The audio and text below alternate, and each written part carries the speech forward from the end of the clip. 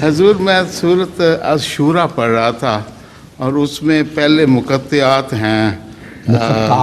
مقطعات نہیں، مقطعات.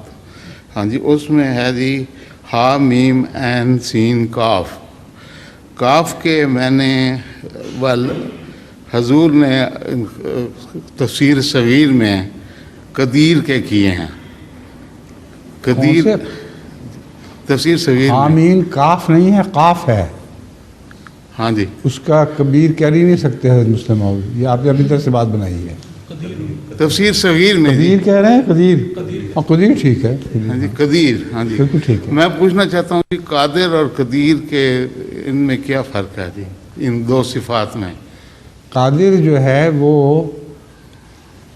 وقتی طور پر استعمال ہونے والی صفت ہے.